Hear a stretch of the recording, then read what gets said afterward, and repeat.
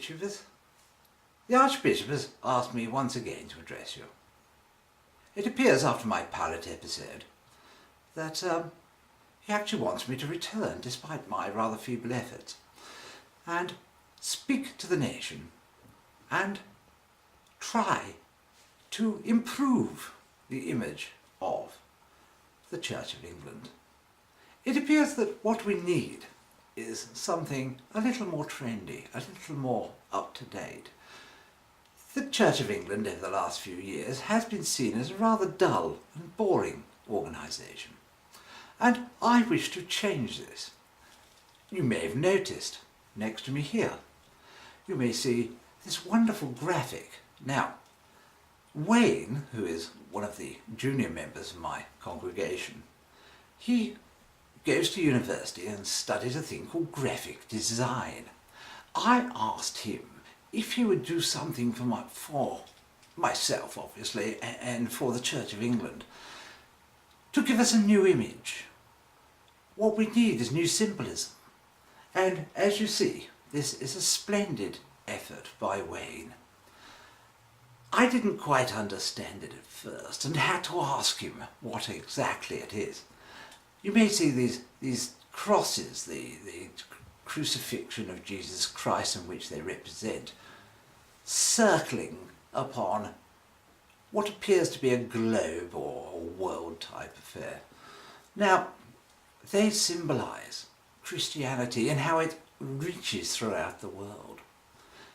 If you also look at the other circular symbols that have arrows upon them, so they represent the spreading of the word of Jesus Christ. And the circles, you might notice, aren't actually globes. Now, the reason Wayne said for this is they are open like a polo mint, in fact. I love polo mints. And like a polo mint, to represent the inner and outer shell of the planet, the in and out. So what we have is a combination of the spreading of the word of Jesus in this wonderful modern graphic. You might notice, as I did, the tadpoles. I wasn't quite sure about the tadpoles. I said to Wayne, I said, well, why the tadpoles? Ah, he said, they represent the fluidity of the church. And tadpoles strive for life.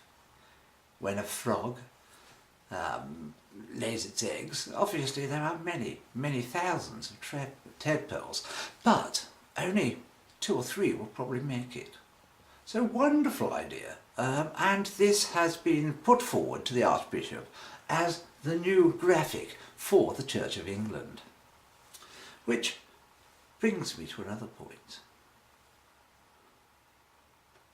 Now, the Church of England, as I said earlier, has had its problems, waning numbers amongst the pews.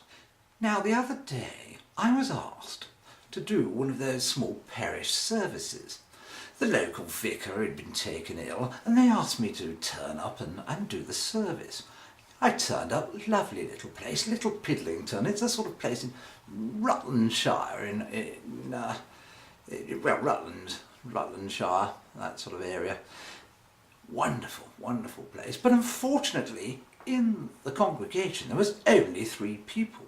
Now, I was quite amazed at such a lovely little place. You'd expect some more people going to such a quaint little church, but no, the numbers had dropped that far. This was a family, the lovely mother, an elderly lady, but very, very nice, and her very pleasant husband.